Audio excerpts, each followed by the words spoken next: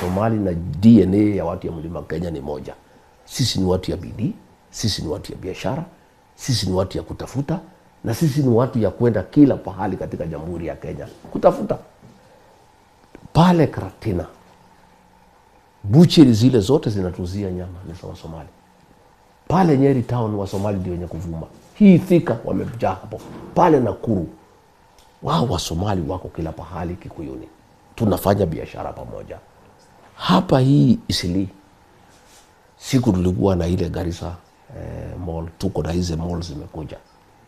Ile biashara iko hapa Eastleigh ambayo inasimamiwa na Wasomali. Hizo maduka ambayo wamekomboa ni za watu ya Mlima Kenya. Na wanaketi pamoja, wanaongea pamoja. Ile biashara iko hapa Eastleigh inashikiliwa na Wakikuyu. Wakikuyu ndio wachuuzi. Wanaenda pale kwa Wasomali. Wanabeba mali bila kulipa, bila kuandikania. Wanaenda wanauza, wanachukua faida yao. Jioni wanaenda wanalipa wafanyabiashara yao Wasomali. Hii Eastleigh bila Wasomali na Wakikuyu hakuna biashara iko hapo. Na sisi hatuwezi wachana, kwa sababu sasa hawa watu ya Mlima Kenya wakikosana na Wasomali wanatoa mali wapi ya kuenda kuuza. Hawa Wasomali wakisikiza Duale wakosana na watu ya Mlima Kenya, customer yao atatoka wapi?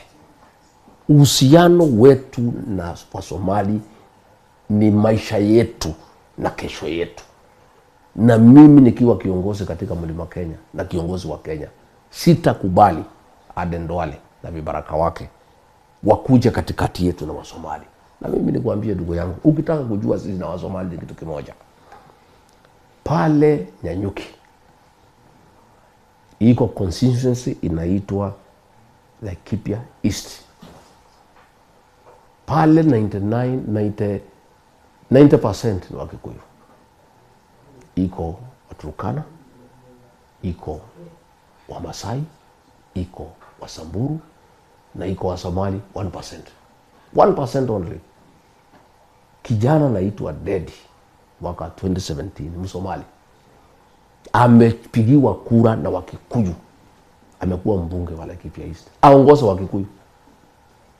Itakuwaje jamii inasemekana imechukia Wasomali inaweza chukua Msomali imchague aongoze hao? Hiyo ni upuzi na ni ujinga na ni mambo haiwezekani. Imekuwaje Wakikuyu pale wameshikana wamesema wewe Msomali tuongoze?